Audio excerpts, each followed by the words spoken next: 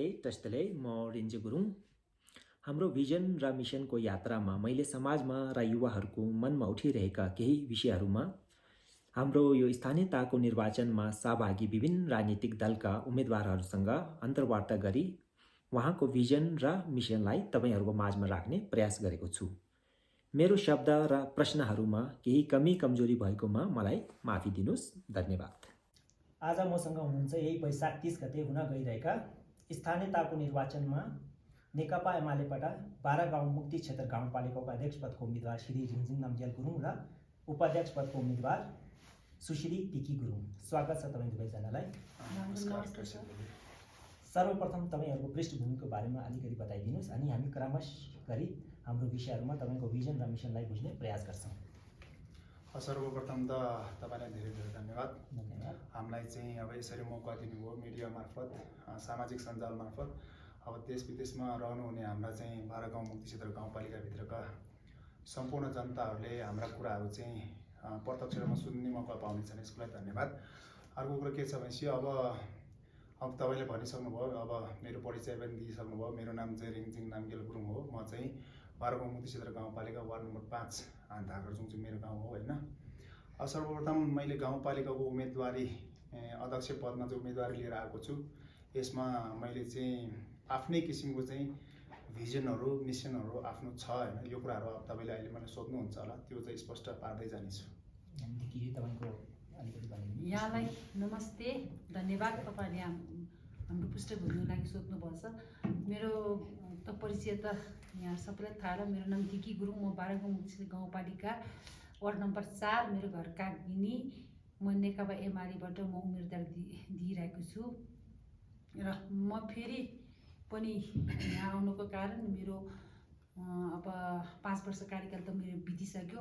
फेरि पनि म एकचोटि यो उपाध्यक्ष पदमा दौडनको लागि एकचोटि पार्टीले मलाई उभाएको छ। त्यसको लागि हाम्रो जिल्ला कमिटी मुस्ताङ नेकपा एमाले र लाई धन्यवाद दिन चाहन्छु।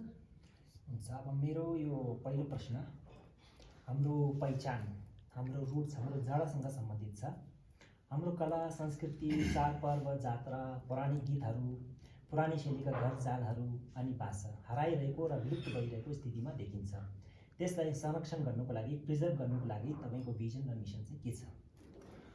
सर्वप्रथम त हाम्रो कला, अनि त्यसपछि गएर संस्कृति, धर्म, भाषा, वेशभूषा भनेको हाम्रो पहिचान हो। तपाईँले भनिसक्नु भएको छ। यो यसले गर्दाखेरि हामी को हो अथवा कुन जातिको हो, कहाँ बसोबास गर्ने खालको जाति हो भन्ने कुरा चाहिँ यसले स्पष्ट हुन्छ होइन। यसमा चाहिँ के छ भनेपछि अब हाम्रो यहाँ मुस्ताङ जिल्लामा चाहिँ हामी गुरुङ जाति, 12 गाउँले गुरुङ जाति चाहिँ भाषा, धर्म, कला, संस्कृति र वेशभूषाको हिसाबले हामी धनी भएको चाहिँ एकदमै धनी भएको जिल्ला हो। यसमा चाहिँ तर पनि के छ भनेपछि अहिले आधुनिकताले अलिकति नछोएको होइन, छोएको छ। पश्चिमी संस्कारले पनि छोएको छ।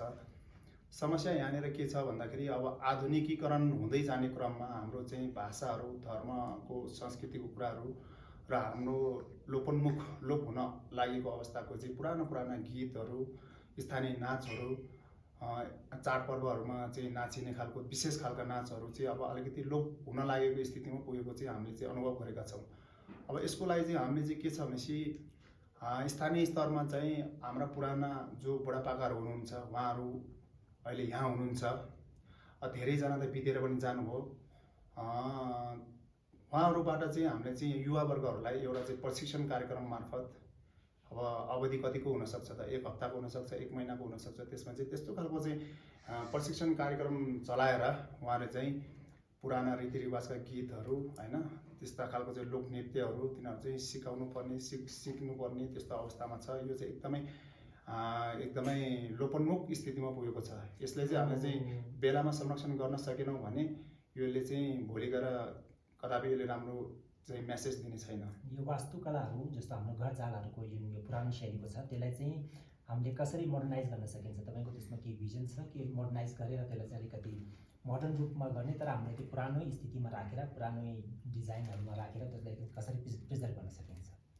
अब विशेषतः के छ भनेपछि अहिले अब सबैजना जनमानसमा चाहिँ अब आफ्नो घर बनाउनु पर्दाखेरि पनि, अब जे कुरा पनि निर्माण गर्नु पर्दाखेरि चाहिँ अलिकति नयाँ नयाँ चाहिँ भनौँ न विदेशी स्टाइलले बनाउने गरेको चाहिँ एउटा चाहिँ अवस्था छ। अब यसमा चाहिँ मेरो भन्नु के छ भनेर भन्नुहुन्छ भने नयाँ बनाउनुपर्छ, त्यसमा चाहिँ हाम्रो दुविधा छैन। तर पनि आफ्नो कला र संस्कृति पनि झल्किने किसिमको, जस्तै हामीले पहिला पहिला हाम्रो जिजुबाजुहरूले बनाउने गरेको काठको घर, अनि त्यसपछि छानामाथि अब भनौँ न त्यो के अरे काठ दाउराहरू राख्ने कुराहरू जो छ त्यो चाहिँ फेरि आफ्नै मौलिकता छ, आफ्नै चाहिँ एउटा स्पेसिलिटी छ यसमा।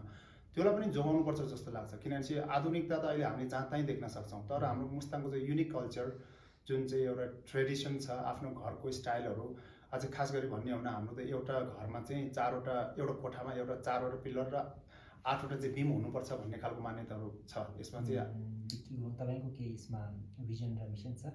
जस्तो कि हाम्रो स्पेसली यो अप्पर मुस्ताङतिर चाहिँ धेरै कल्चरसँग रिलेटेड रहेछ। अप्पर मुस्ताङ चाहिँ बाह्रगाउँ मुक्ति क्षेत्रमा हामीले देख्यौँ धेरै आधुनिकीकरण धेरै भइरहेको छ। स्पेसली अब तपाईँ कागबिनीको हुन्छ, कागबिनीमा त प्राय बिल्डिङ अहिले कङ्क्रिटको भइसकेको अवस्था देखिन्छ होइन। तपाईँको त्यसमा के भिजनहरू छ? अब यसमा भन्नुपर्दा अब अहिले अब आधुनिक टाइपको घरहरू धेरै बनाउन थालेको छ होइन। अब पहिलाको जिजुबाजुको पालामा त हाम्रो पहिला पुरानो सांस्कृतिक ढल्किने घरहरू थियो। अब अहिलेको यो टाइममा चाहिँ सबै अब टिनेजको हिसाबले पनि अब धेरै जस्तो यहाँ अब तलकै घर डिजाइनको घर बनाउन थालेछ। यसलाई अब हामीले अब गाउँपालिकालाई हामीले चाहिँ अब आफ्नो संस्कृति ढल्किने खालको घरहरू बनाउनुपर्छ भनेर तपाईँहरूले केही सानो केही हाम्रो यो कार्यक्रमहरू गरेर अथवा सानो तपाईँले केही जस्तो सर्ट कोर्सहरू दिन सकिन्छ हाम्रो स्ट्रक्चरहरूको बारेमा अथवा यो हाम्रो कला संस्कृतिहरूको बारेमा जुन हाम्रो यो यङ्स्टरहरूलाई आफ्नो गाउँ क्षेत्रमा गर्न सक्छ? त्यो त हामीले अब त अघि के अरे हाम्रो यो अब संस्कृति पनि यो हाम्रो पहिलाको हाम्रो अब परम्परादेखि हामी चलिरहेको संरक्षण हाम्रो लोकल गीतहरू थियो नि, त्यो पनि सबै लोप हुन लाग्छ। किनकि हाम्रो पहिलाको बुवाहरू सबै बित्न लाग्छ। त्यसको लागि हाम्रो गाउँपालिकाले यसपालि हामी 5 लाख पनि छुट्याएको थियौँ, किनकि यो अब आफ्नो पुरानो गीतहरूलाई फेरि पनि हामीले संरक्षण गर्नुपर्छ भने 5 लाख पनि हामीले गाउँपालिकाले छुट्याएको थियो।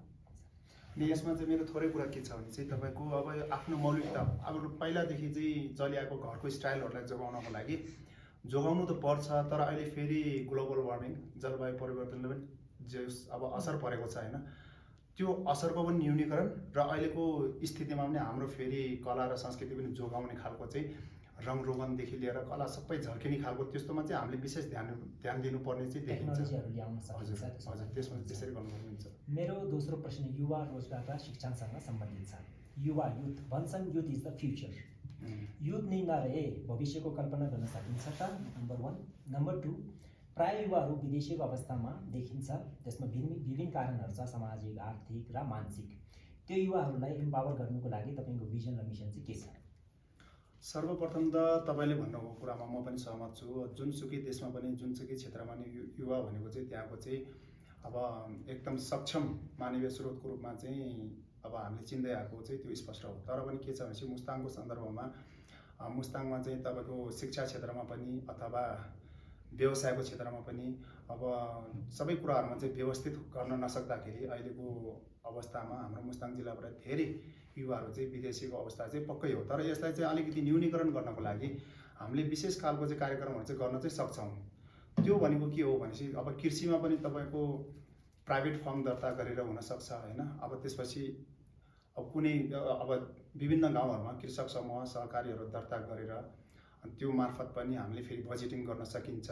अनि अरू पनि तपाईँको यो पर्यटनको कुरामा पनि अब कुनै सबै युवाहरू चाहिँ अब कृषिमा मात्रै आधारित हुनुपर्छ भन्ने छैन। कोही कृषिमा, कोही पशुपालनमा, कोही चाहिँ पर्यटन व्यवसायमा चाहिँ इच्छा राख्छ भने, आश्रित छ भने उनीहरूलाई पनि अब भोलि गएर त्यो चाहिँ अब रहने गरेर उहाँहरूलाई चाहिँ त्यो किसिमको चाहिँ बन्दोबस्त गराइदियो भने, त्यो किसिमको वातावरण चाहिँ हामीले सिर्जना गर्न सक्यौँ भने अब के युवाहरूलाई अब के हदसम्म चाहिँ हामीले विदेशीबाट चाहिँ रोकाउन सक्छौँ। तर पनि मुस्ताङमा तपाईँको आर्थिक नै सबै कुरा छ।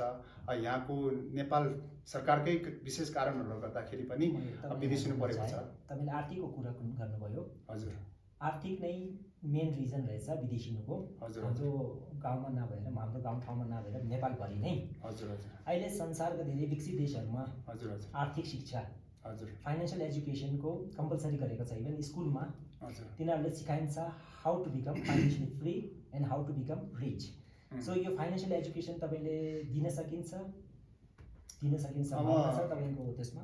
अब यो भनेको एउटा एकदम गम्भीर विषय हो होइन। फाइनेन्सियल विषयको बारेमा कसरी चाहिँ हामी चाहिँ अब यसलाई चाहिँ प्रोग्रेसिभ रूपमा लाने भन्ने कुरा त गर्न नसकिने चाहिँ होइन। तर हाम्रो मुस्ताङको कन्टेक्स्टमा चाहिँ के छ भनेपछि मनी इज एभ्रिथिङ भन्छ होइन। अब यहाँ चाहिँ यो विषय भनेको चाहिँ कस्तो छ भनेपछि तपाईँको अब भएका धनी मानीहरू पनि पैसा कमाउन पुगेका छन् कि यो चाहिँ समस्या हो कि मेन कुरा। नभएको मान्छे गरिब विपन्न वर्गका चाहिँ विदेशिनुको के अरे कारण छ भने त्यसलाई चाहिँ हामीले चाहिँ सही ढङ्गले बुझ्न सकिन्छ। तर यहाँ त तपाईँको धनी वर्ग पनि विदेशिनु परेको एउटा अवस्था छ। कारण चाहिँ के छ भनेपछि अब तपाईँको धेरै जसो मान्छेहरू चाहिँ अब विदेशमा पुगिसके, उताको लवाई खवाई उताको चाहिँ हुन्छ नि विशेष खालको चाहिँ सो गर्ने खालको चाहिँ त्यो एट्र्याक्सन, त्यसले गर्दाखेरि पनि अब विदेशिनु परेको हो कि भन्ने हाम्रो चाहिँ आशंका हो होइन। यसलाई चाहिँ बेलामा हामीले चाहिँ एउटा चाहिँ विशेष भिजन लिएर होइन यसलाई चाहिँ रोक्न सकेनौँ भनेपछि मुस्ताङ चाहिँ अलिकति खतरामै छ। तपाईँको केही भनाइ छ युवाहरूको बारेमा यो विदेशिने क्रममा? अब हो युवाहरूले यहाँ अब रोजगारको काम पाएको छैन होइन। अब सबै अब कृषि र त्यसले मात्र हाम्रो जीविका चल्दैन, त्यो भएर नै अब सबै धेरै जस्तो युवा युवती सबै विदेश जान पुगेको छ। त्यो मेन भनेको त्यो रोजगार नपुगेर नै जस्तो लाग्छ।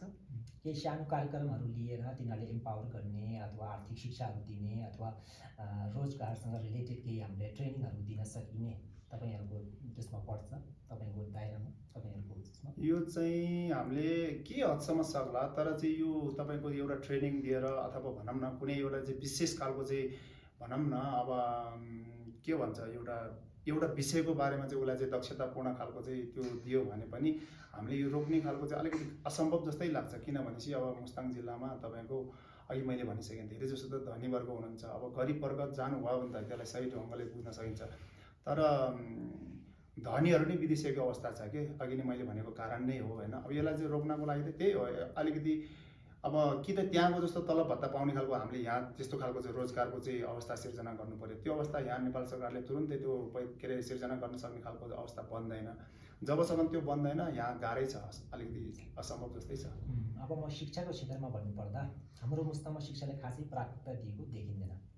धेरै गाउँहरूमा विद्यालय भवन छ तर शिक्षक पनि छैन, विद्यार्थी पनि नभएको अवस्था छ।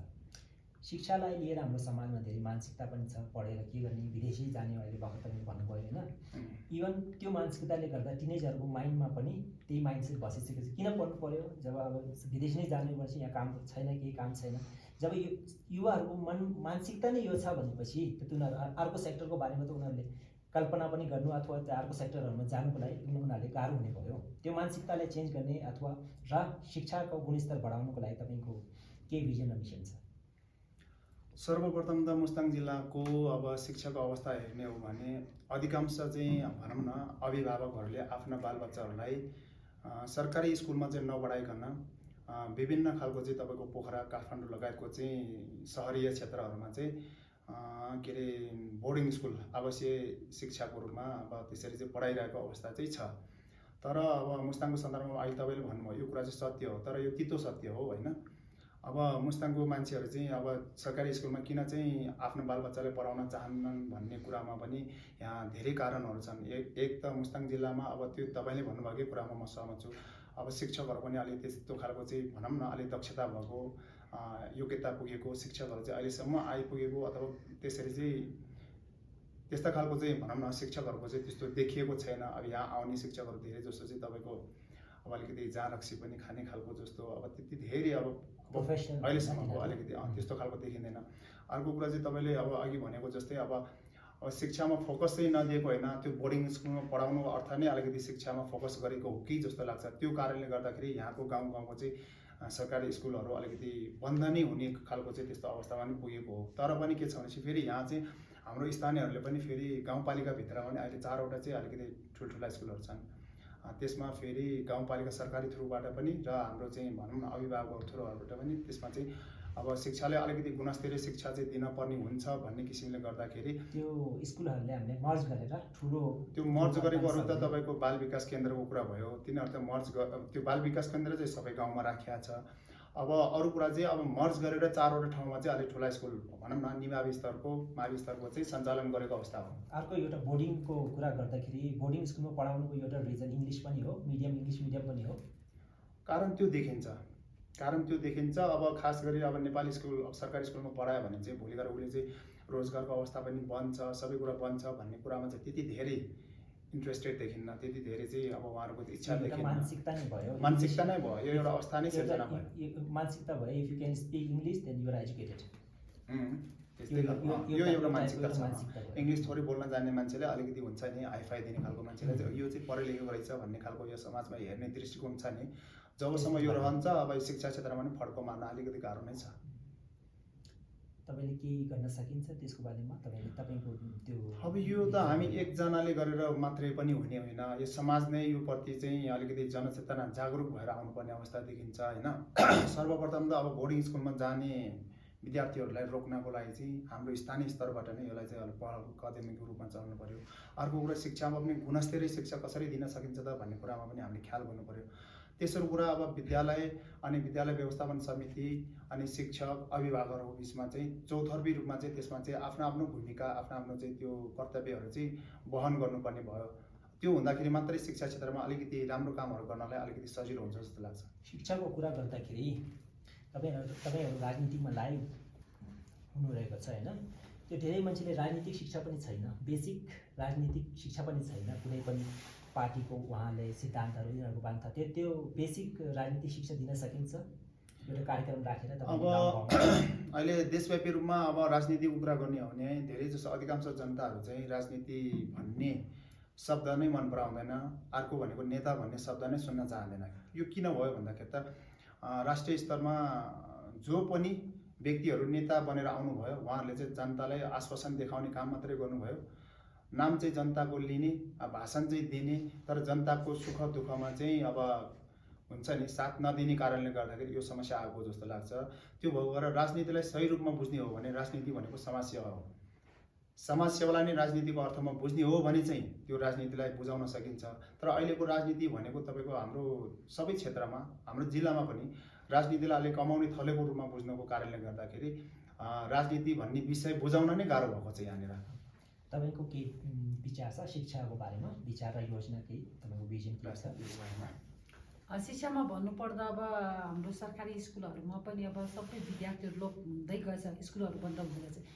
त्यसमा चाहिँ सर्वप्रथम त यो शैक्षिक योग्यता नै गुणस्तरीय नभएको कारणले पनि यो स्कुलहरू सबै अब के अरे खाली हुने कारण विद्यार्थीहरू सबै कम हुने, अब हुने खाने मान्छेहरू त काठमाडौँ पोखरा के अरे जुमसुम सदरमुकाम जस्तो बोर्डिङ स्कुलमा पढाउँछ होइन। अब सरकारी स्कुलमा त्यो गुणस्तरीय शिक्षा नभएको कारणले नै यो शिक्षामा अलि नै कम भएको जस्तो छ।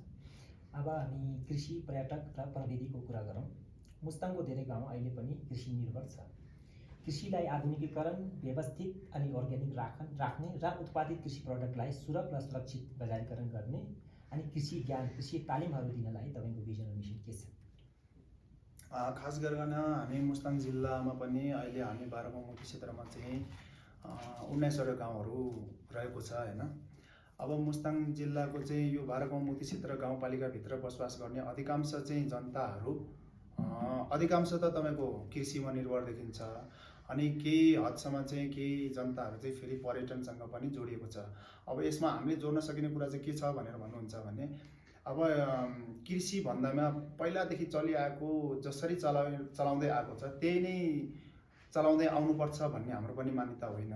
कृषिलाई पनि अहिले आधुनिकीकरण गर्दै कृषिको प्रविधिहरू नयाँ नयाँ प्रविधिहरूको बारेमा, टेक्नोलोजीको बारेमा, औजारहरूको प्रयोगको बारेमा चाहिँ अब हामी स्थानीयले पनि त्यसको बारेमा ज्ञान लिनु जरुरी छ। किनभने त्यसले समय पनि सेभ गर्छ, त्यसले कमाइ पनि बढिदिन्छ, त्यो अर्थमा बुझौँ होइन। त्यो भएको कारणले गर्दाखेरि कृषिलाई पहिलेदेखि चलिआएको चलनहरू जे राम्रो छ त्यो चाहिँ त्यही नै स्वीकार्ने अनि अब नयाँ प्रविधि भित्राएर नयाँ टेक्नोलोजी मार्फत त्यसलाई चाहिँ अहिले फेरि विशेष तरिकाले अब त्यसलाई कृषिमा चाहिँ प्रयोग गर्न सकिन्छ भने त्यसलाई पनि अवलम्बन गर्नुपर्छ जस्तो लाग्छ। यो जुन यो उत्पादित जुन कृषि प्रडक्ट छ त्यसलाई कसरी सुरक्षित गरेर बजारीकरण गर्न सकिन्छ? त्यसको लागि त धेरै मान्छेहरू यसमा ठगीमा परेको पनि देखिन्छ। यसमा चाहिँ अब बजारीकरणको कुरा गर्नुहुन्छ भने सबभन्दा पहिला अब म एउटा इक्जाम्पल भन्छु। स्याउकै मात्रै कुरा गर्ने हो भने स्याउलाई चाहिँ पहिला चाहिँ सबभन्दा पहिला ग्रेडिङ गर्नुपर्ने अवस्था देखिन्छ होइन। ग्रेडिङ गरेर ए ग्रेड बी ग्रेड गरेर ग्रेडिङ गर्नुपर्ने हुन्छ अनि त्यसपछि अर्को कुरा चाहिँ कोल्ड स्टोरेजहरूको पनि अब यहाँ चाहिँ निर्माण गर्नुपर्ने अवस्था देखिन्छ। यसमा चाहिँ कता कता सरकारको पनि त्यति धेरै ध्यान नपुगेको हो कि जस्तो हामीलाई पनि अनुभव भएको विषयवस्तु हो। त्यो भएको कारणले गर्दाखेरि हाम्रा चाहिँ उत्पादनहरू पनि सबभन्दा पहिला अब यो के अरे कृषि मात्रै नभइकन आलुमा पनि त्यही कुरा लागु हुन्छ, अरू अन्न बालीहरूमा पनि त्यही लागु हुन्छ। सबै कुरामा चाहिँ ग्रेडिङ गर्ने पनि एउटा चाहिँ हुन्छ, यो अवस्था सिस्टम बसाउनुपर्छ। अर्को प्याकेजिङहरूमा र त्यसपछि गएर अनि हुन्छ नि अब के अरे कोल्ड स्टोरेज अब राख्न पर्ने नपर्ने त्यो कुराहरू, अनि त्यो बजार सुरक्षित बजारीकरणमा पनि त तपाईँको अब सबभन्दा पहिला त यो जबसम्म भनौँ न हाम्रो कृषि सडकहरू अथवा मोटर बाटोहरू चाहिँ व्यवस्थित बन्दैन त्यति बेलासम्म त बजारीकरणमा पनि अलिकति अप्ठ्यारो छ। अर्को कुरा त्यो छ, एउटा कुरा के छ भनेपछि अब हाम्रो चाहिँ मुस्ताङमा चाहिँ अहिले चाहिँ एउटा चाहिँ सबैको चासोको विषय भनेको अर्ग्यानिक खेतीको कुरा छ होइन। अर्ग्यानिक खेती गर्नलाई मुस्ताङको भूमि कतिको चाहिँ योग्य छ त छैन भन्ने कुरामा पनि यो एउटा चाहिँ छलफलको विषयवस्तु बनेको छ। तैपनि हाम्रो गाउँपालिकालाई चाहिँ के अरे यो अर्ग्यानिक गाउँपालिका भनेर घोषणा पनि गरिसकेको छ। तर फेरि यहाँ पनि फेरि धेरै किसिमको समस्याहरू चुनौतीहरू पनि हामी माझमा आइसकेको छ। किनभने पहिला कृषकहरूले फेरि यहाँ पनि रसायन खालको चाहिँ त्यस्तो खालको चाहिँ अब मलहरू भए पनि अरू कुराहरूमा चाहिँ प्रयोग गर्दै आएको देखिन्छ। यसलाई चाहिँ हामीले कसरी व्यवस्थापन गर्ने भन्ने कुरा हो। अब खास त अर्ग्यानिक बनाउनु पर्छ भन्नेमा हाम्रो पनि एकदमै इच्छा हो। तर अर्ग्यानिक गर्दाखेरि अर्ग्यानिक खालकै अब के अरे बजार चाहियो होइन। अर्ग्यानिकमा त छुट्टै खालको चाहिँ त्यसमा चाहिँ मूल्य पाइन्छ होइन, त्यो चाहियो। अनि त्यसमा चाहिँ छुट्टै खालको अर्ग्यानिक विषादीहरू लगाएको चाहिँ अर्ग्यानिकको पनि त्यसमा छुट्टै खालको चाहिँ जे आवश्यक पर्छ त्यो पनि त फेरि सरकारले स्थानीयले पनि त्यसमा चाहिँ विशेष खालको चाहिँ ध्यानहरू दिनुपर्ने देखिन्छ। तपाईँले कृषिको बारेमा केही तपाईँको भिजन छ कि तपाईँ अब एउटा कार्यकाल सकिनुभयो होइन, अर्को कार्यकालमा तपाईँ जित्नुभयो भने तपाईँको कृषिको बारेमा केही भिजन छ हाम्रो बारेमा? कृषिको लागि पनि अब मेन अब बारगुम मुक्तिस्थल गाउँपालिकामा रहेको धेरै जस्तो किसानी गरेर खाने जनताहरू हुनुहुन्छ होइन। अब कृषकहरूलाई अब गुणस्तरीय ट्रेनिङहरू कृषकहरूलाई ट्रेनिङहरू दिने, कसरी त्यसलाई बजारकरण पनि कसरी त्यो मेन अब कार्यक्रम ल्याउन सकिन्छ। त्यसमा मेन अब त्यो बजारको टाइममा पनि फेरि यो आषाढ साउनतिर त पानी पर्ने धेरै सम्भावना हुन्छ। त्यो बाटोले गर्दा नै हाम्रो चाहिँ बजारमा लान चाहिँ एकदम नै गाह्रो भइरहेको छ। त्यसको लागि मेन त बाटो राम्रो हुनुपर्छ होइन। अब त्यसको लागि गाउँपालिकाले हामीले पनि के गर्न सकिन्छ? अब हामी प्रविधिको कुरा गर्दाखेरि होइन, धेरै गाउँहरूमा प्राथमिक प्रविधि पनि नभएको अवस्था देखिन्छ। फर एक्जाम्पल अहिले पनि धेरै गाउँहरूमा सरकारी अथवा गैर सरकारी लिखित कामहरू गर्नु पर्यो भने हातले लेख्ने चलन छ। कतिपय ठाउँमा त हातले लेख्ने मान्छे पनि नहुँदा बिजोको अवस्था पनि देखिन्छ। त्यो समस्यालाई समाधान गर्नुको लागि र त्यसलाई डिजिटलाइज गर्नुको लागि तपाईँको भिजन र मिसन चाहिँ के छ? अहिले म यहाँ गाउँपालिकाको अध्यक्षको उम्मेदवार लिएर आएपछि मेरो एउटा मेन एजेन्डा भनेको नै यो हो। मेरो चाहिँ मिसन भनेको नै यो, मैले स्थानीयहरूलाई चाहिँ यो कुराको बारेमा चाहिँ स्पष्ट पार्दै आएको विषयवस्तु हो होइन। अब विभिन्न चाहिँ वडाहरूमा चाहिँ 5वटा वडाहरूमा वडा सचिवहरू हुनुहुन्छ। अब कहिलेकाहीँ हामीलाई मालपोतको काम पर्न सक्छ, सिफारिसको आवश्यकता पर्न सक्छ, कहिलेकाहीँ विदेशको प्रयोजनको लागि कागजहरू आवश्यक पर्न सक्छ। तर यहाँ के अरे समस्या के भयो भनेपछि अब त्यो कार्यालयहरूले विषयवस्तु केमा चाहिँ केन्द्रित भएर सिफारिस लिएर आउनुहोस् भनेर भन्नुभएको छ। त्यो विषयमा चाहिँ केन्द्रित नगरिकन खालि पाना मात्रै भर्ने, अनि त्यसपछि एकदमै नराम्रो अक्षरहरूले लेखेर पठाउँदाखेरि हामी आफै पनि लज्जित छौँ। त्यो भएको हिसाबले चाहिँ सबभन्दा पहिला त वडा व्यवस्थापन गर्नको लागि वडामा सचिवहरूको चाहिँ के अरे छनौट चाहिँ राम्रो हिसाबले हुनुपर्छ भन्ने हाम्रो चाहिँ मान्यता हो। त्यसको लागि गर्न सकिने कुराहरूमा चाहिँ के छ भनेपछि अहिले चाहिँ अब मुस्ताङ जिल्ला पनि आधुनिकीकरणमा चाहिँ एकदमै अगाडि बढिसकेको छ। यहाँ चाहिँ 4Gसम्म चाहिँ पुगिसक्यो होइन। अनि तपाईँको भनौँ न इन्टरनेट सुविधाहरू घर घरमा छ। त्यसले गर्दाखेरि हामीले चाहिँ वडाहरूमा पनि वडा कार्यालयहरूमा चाहिँ अनलाइन मार्फत पनि तपाईँको चाहिँ डिजिटलाइज सिस्टमबाट चाहिँ विभिन्न खालको चाहिँ सिफारिसहरू, जन्म दर्ता हुनसक्छ, मृत्यु दर्ता हुनसक्छ, विवाह दर्ता हुनसक्छ, त्यो लगायतको अन्य कागजातहरू पनि त्यो चाहिँ भनौँ न अब अनलाइन मार्फत चाहिँ त्यसरी चाहिँ दिने खालको चाहिँ वातावरण बनाउने चाहिँ हाम्रो चाहिँ यो प्रयास चाहिँ एकदमै यो चाहिँ हामी प्रयास गर्नेछौँ भनेर चाहिँ हामीले भनेका छौँ। एकदमै त्यस्तो खालको चाहिँ अहिलेको आधुनिकको माग पनि हो। माग पनि हो यो त। हजुर। अनि हामी अब स्वास्थ्यको हेल्थको कुरा गरौँ। भन्छ हेल्थ इज द वेल्थ। तर विशेष गरी यो हाम्रो वार्ड नम्बर 5 मा आल्याग टाङ्गरचोङ र सन्ताक गाउँमा प्राइमेरी स्वास्थ्य चौकी पनि नभएको अवस्था देखिन्छ। भन्नुपर्दा महिला सुत्करी र बुढाबुढीहरूलाई धेरै समस्या देखिन्छ। केही बिरामी पनि जुमसुम जाने अवस्था छ। 21st सेन्चुरी 21वीं शताब्दीमा एउटा एम्बुलेन्स पनि नहुनु अचम्मको कुरा लाग्छ। अनि यो मानसिक रोगीहरूको प्रति एउटा समाजमा अन्धविश्वास पनि देखिन्छ। त्यो सबै समस्याहरूलाई समाधान गर्नुको लागि तपाईँको भिजन र मिसन चाहिँ के छ? यसमा चाहिँ विशेषतः म तपाईँलाई के भन्न चाहन्छु भने राज्यको पुनर्संरचना गर्ने क्रममा अब नेपालभरि 753वटा गाउँपालिका निर्माण गर्ने क्रममा हाम्रो गाउँपालिकामा त्यति बेला 4वटा चाहिँ गाविसहरू थियो। अब 4वटा गाविसले एउटा गाउँपालिका बन्दैन। एउटा गाउँपालिका बन्नले 5वटा वडा चाहिन्छ। त्यो भएको कारणले गर्दाखेरि 2068 सालको जनगणनालाई आधार मानेर सबभन्दा ठुलो जनसङ्ख्या भएको गाविसलाई 2 टुक्रामा टुक्राउने र त्यसमा चाहिँ 2 टुक्रामा टुक्राएर अनि त्यसलाई चाहिँ वडा कार्यालय भनेर चाहिँ त्यसरी चाहिँ वडा केन्द्र मान्ने भन्ने खालको चाहिँ त्यस्तो एउटा चाहिँ प्रावधान थियो। त्यही प्रावधानको आधारमा चाहिँ टेकेर हामीले चाहिँ साबिकको काबिनी गाविसलाई चाहिँ 2 टुक्रामा पारेर अनि उतातिर चाहिँ अब 3वटा के अरे 4 नम्बर वडा र यतातिर चाहिँ 5 नम्बर वडा निर्माण भएको अवस्था हो। अब त्यो राज्यको पुनर्संरचनाले अब हालसालै छोएको कारणले गर्दाखेरि हाम्रो 5 नम्बर वडा कार्यालयमा अहिलेसम्म चाहिँ स्वास्थ्य उपचौकीहरू चाहिँ के भन्ने अब व्यवस्थापन हुन नसकेको अवस्था चाहिँ हो। अब यसैलाई नै हामीले अहिले हाम्रो सोच, हाम्रो लक्ष्य, हाम्रो मिसन मार्फत पनि के भन्न चाहन्छौँ भनेपछि सबैमा अब यो वडा पनि अरू वडाहरू सरह यसलाई यहाँ यो वडामा पनि के अरे यो स्वास्थ्य क्षेत्रमा यहाँ पनि एउटा उपस्वास्थ्य चौकी चाहिँ हामीले चाहिँ निर्माण गर्नुपर्ने हुन्छ।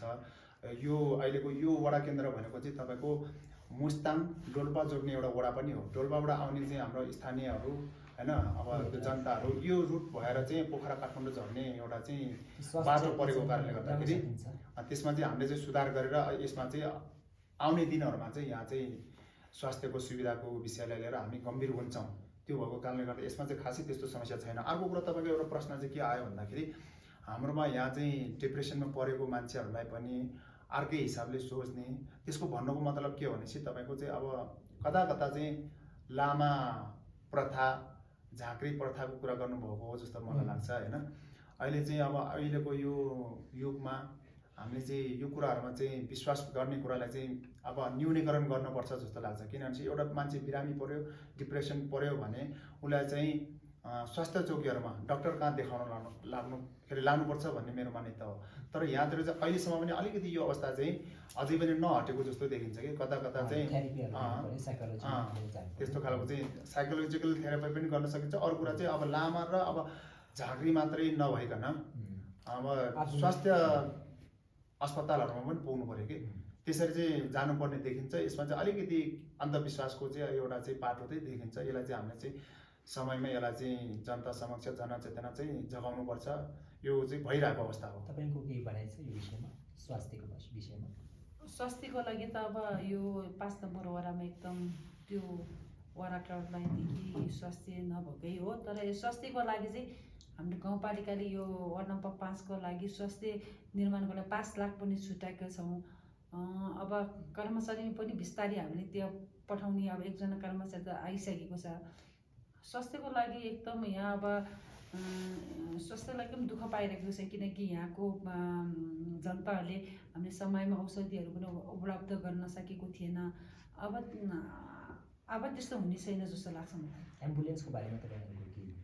एम्बुलेन्स चाहिँ अब पहिला कागबेनी गाविस भन्दाखेरि चाहिँ एउटा थियो हैन। त्यो चाहिँ अब भनौँ न अब धेरै पुरानो भएर अब त्यसलाई चाहिँ मर्मत सम्बर गर्ने अवस्था नभएपछि त्यतिकै भयो। अहिले चाहिँ वडा कार्यालय आएपछि अथवा गाउँपालिकाको संरचना आएपछि चाहिँ अहिलेसम्म चाहिँ एम्बुलेन्समा चाहिँ कसैको ध्यान गएन हैन। तर आउँदा दिनहरूमा हामी भोलि गएर चाहिँ गाउँपालिका अध्यक्ष बन्ने अवस्था पायो, हामीले चाहिँ त्यो मौका पायौँ भने चाहिँ त्यो चाहिँ हामीले चाहिँ अनिवार्य चाहिँ एउटा एम्बुलेन्सको व्यवस्था चाहिँ गर्नेछौँ। पूर्वाधार इन्फ्रास्ट्रक्चरको कुरा गर्दाखेरि एक्लोभट्टी पाग्लिङ पुल जसले डोल्पा हाइवेले जोडिन्छ, त्यो पुलको लम्बाइ लगभग 120 मिटर छ। 6-7 वर्ष भइसक्यो, अहिले पनि कम्प्लिट भएको अवस्थामा छैन। तपाईँले यो कुरा किन सोधेको भनेपछि तपाईँको कार्यकाल त 5 वर्ष हो हैन। यो पुल बनाउन त 6-7 वर्ष लाग्छ भनेपछि अर्को पूर्वाधारको कुरा गर्दाखेरि त अब दिउँसै सपना देखे जस्तै हो। त्यो विषयमा तपाईँको के भिजन र मिसन छ? अब यसमा चाहिँ हामीले खास गरी भन्नुपर्दा के छ भनेपछि नेपालमा चाहिँ यो जुन छ नि अब यो ठेक्कापट्टाको काम चाहिँ सरकारबाट चाहिँ 30% बिलो 40% बिलोसम्म चाहिँ टेन्डर हालेर त्यो काम चाहिँ एनी हाउ पाउने खालको चाहिँ एउटा त्यस्तो खालको चाहिँ अवस्था देखिन्छ। अर्को कुरा के छ भनेपछि अब त्यो ठेक्कामा त्यसरी त्यति साह्रो चाहिँ तल झरेर ठेक्का पाउनु भनेको नि त्यो काममा चाहिँ गुणस्तरीयता चाहिँ नआउनु हो।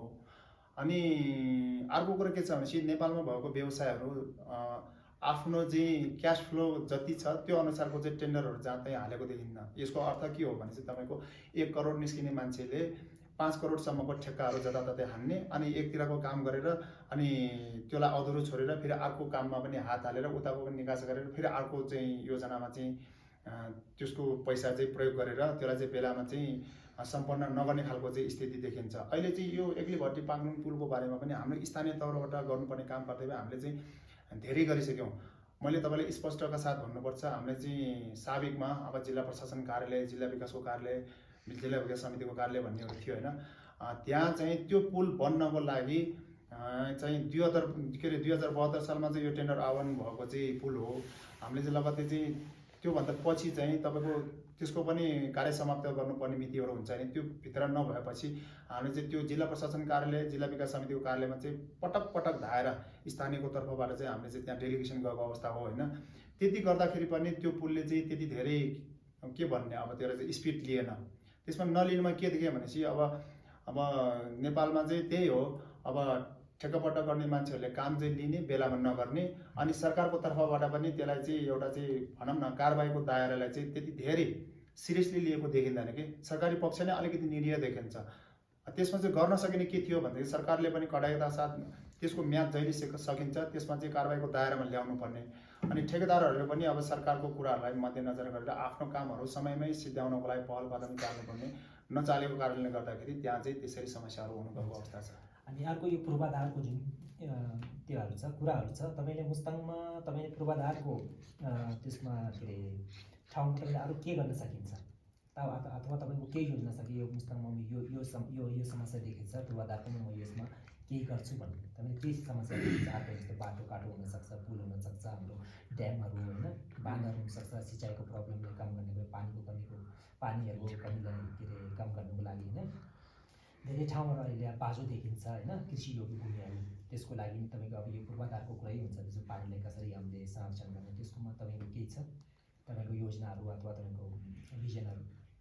अब यो त हाम्रो गाउँपालिकाभित्रको मात्रै कुरा नभइकन राष्ट्रिय स्तरको कुरा जो हो जस्तो लाग्छ होइन। यो ठुला पूर्वाधार निर्माणको कुराहरूमा चाहिँ सरकारले नै यसलाई चाहिँ कसरी चाहिँ यसलाई व्यवस्थापन गर्ने, यसलाई कसरी चाहिँ अगाडि लाँदाखेरि आइन्दा दिनहरूमा चाहिँ त्यहाँको स्थानीयवासीहरूले र यता निर्माण व्यवसायले पनि दुःख पाउँदैन त भन्ने कुरामा त सरकारको पनि ध्यान जानु जरुरी जस्तो लाग्छ। यसमा त हाम्रो मात्रै सरकारको विषय हो। तपाईँको अधिकारमा चाहिँ पूर्वाधारको के कुराहरू पर्छ त? हाम्रो अधिकारमा चाहिँ हाम्रो गाउँपालिकाभित्र सीमित बजेट हुन्छ होइन। सीमित बजेट भन्नुको मतलब हामी कहाँ चाहिँ गाउँपालिकामा अहिले आइरहेको बजेटहरू यसो चाहिँ अब ख्याल गर्दाखेरि एक वर्षमा चाहिँ त्यो 15-16 करोडको बजेट आउँछ। त्यसमा चाहिँ कर्मचारी व्यवस्थापन, कार्यालय व्यवस्थापन गर्दा गर्दै आधा बजेट त्यहीँ सकिन्छ। रहेको चाहिँ त्यही 6-7 करोड बजेटले चाहिँ आफ्नो 5वटा वडा कार्यालयहरू अन्तर्गतको विभिन्न गाउँहरूमा चाहिँ कृषिमा, स्वास्थ्यमा लगायतको चाहिँ अब पूर्वाधार विकासको योजनाहरूमा चाहिँ बजेट चाहिँ विनियोजन गर्दाखेरि त्यतिमै सकिएको अवस्था देखिन्छ कि त्यो भएर ठुल्ठुलो आयोजनाहरूलाई चाहिँ हामीले लक्षित गर्न सकिरहेको अवस्था चाहिँ छैन कि। तपाईँको यो 5 वर्ष तपाईँलाई टिकी हुनुहुन्थ्यो, तपाईँको 5 वर्षको कार्यकाल तपाईँ अब दोस्रो कार्यकालमा चाहिँ तपाईँ दोस्रो कार्यकालमा पनि यो तपाईँले आफ्नो उम्मेदवारको त्यो दिनुभयो होइन। अनि तपाईँले गर्न नसकिएका, विगतमा गर्न नसकिएका के कामहरू छ कि अब म आएर अब यो आगामी त्यसमा चाहिँ अब निर्वाचनमा तपाईँ जितेर यो कामहरू गर्छु अनि त्यसको म यो समस्या समाधान निकाल्छु भने तपाईँसँग के छ भिजन? अब म फेरि दोहोऱ्याउनु कारण चाहिँ अब मैले अधुरो कामहरू चाहिँ पछाडिको महिलाहरूले अगाडि ल्याउने र कृषि क्षेत्रमा पनि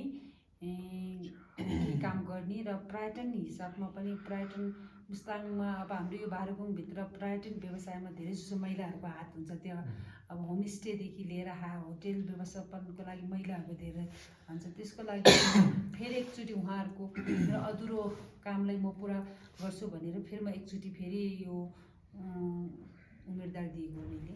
महिलाहरूलाई हाम्रो यो पौराणिक वेशभूषाहरू हुन्छ होइन, त्यसलाई चाहिँ त्यसको बारेमा केही सिपहरू सिकाउन सकिन्छ? तपाईँसँग यस्तो केही कार्यक्रम छ कि महिलाहरूले जस्तो हाम्रो चलनमा अब किटियाहरू छ, हाम्रो यो सप्तेनाहरू छ होइन, इभन हाम्रो पुरानो धेरै पोसाकहरू छ, सोम्बाहरू छ, बक्खुहरू छ होइन, त्यो पुरानो चिजलाई चाहिँ म यो महिलाहरूलाई यो सिकाउँछु अनि यसलाई चाहिँ बजारीकरण गरेर महिलाहरूलाई एउटा के अरे उनीहरूको आर्थिक स्थिति पनि अलिक उठ्नुभयो, उनीहरूले सिप पनि सिक्नुभयो होइन, त्यसको लागि तपाईँको केही योजना कार्यक्रम अथवा भिजन मिसन छ? मैले यही अहिलेको मैले कार्यक्रममा मैले 2 ठाउँमा मैले किटी बुन्ने तालिमहरू पनि मैले बजेट छुट्याएको थिएँ। अन्त फेरि पनि आउँदो हाम्रो किटी मात्र होइन, किटी सप्तिन गलाइन्जहरू अनि यस्तो गलबन्दीहरू, पाखीहरू त्यस्तोहरू फेरि त्यो महिलाहरूले त्यस्तो ट्रेनिङहरू दिएर अब हाम्रो मुस्ताङमा त पर्यटकहरू धेरै, त्यहाँबाट पनि आम्दानी लिन सकिन्छ। त्यस्तो कार्यक्रम गरिराख्नु गर्नुभएको थियो। Thank you for your precious time. Thank you. तपाईँ दुवैजनाले धेरै धेरै शुभकामना छ। धन्यवाद। हजुरलाई पनि